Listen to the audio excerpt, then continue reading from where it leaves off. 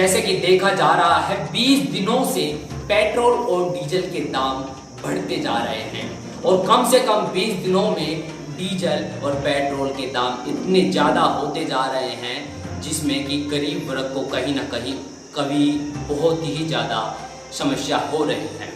जैसे 20 दिनों के अंदर अंदर पेट्रोल 10 रुपये महंगा और डीजल 8 रुपये महंगा हो गया है।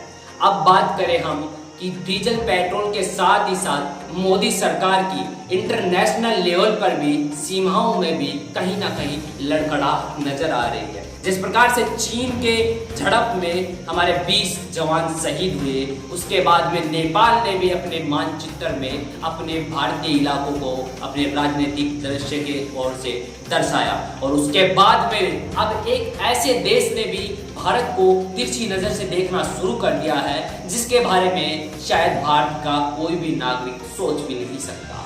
जी, मैं बात कर रहा हूँ भूटान की। भूटान एक इतना सा देश जो कि भारत पर निर्भर करता है, भारत की इकोनॉमी से कई गुना नीचे की स्तर से देखने जाने वाला भूटान भी अब भारत को नजरें दिखाने लगा है। भूटान ने असम के बक्सा जिले के आसपास में 25 गांवों के पानी को रोक लिया है और 25 गांवों के कम से कम 6000 किसानों पर इसका सीधा असर पड़ा है। 1953 की योजना के तहत भूटान को हमेशा असम को पानी देना होता है और जो कि इस साल में भूटान ने पानी को रोक रखा है। अब देखना ये होगा क्या ये भूटान की कोई चालाकी है या फिर अपने पड़ोसी देशों से कोई रजामंदी है। लेकिन जैसा भी हो, लेकिन बक्सा जिले के किसानों ने अब भारत सरकार से गुहार लगाई है कि जल्द से जल्द इस मुद्दे पर भारत सरकार कुछ कहे और हमें पानी वापस दिलाए। अब देखना होगा क्या मोदी सरकार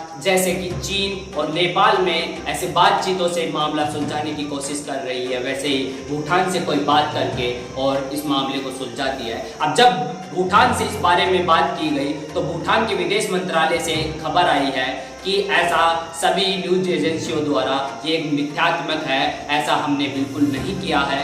हमारे वर्षा के कारण अधिक मात्रा में जल हो गया है नदियों में, जिसके कारण मरम्मत की आवश्यकता है और मरम्मत की आवश्यकता के कारण हमने कुछ दिनों से कार्य शुरू कर दिया है, जिसके कारण असम के गांव में हम जल नहीं पहुंचा पा रहे हैं। और ये सभी बातें एक मिथ्यात्मक हैं जो कि बिल्कुल भी सत्यता का दावा नहीं करती हैं। ऐसे में कहीं ना कहीं ऐसा देखना होगा कि आसपास के सभी देश मिलकर भारत के साथ कोई षड्यंत्र तो नहीं रच रहे।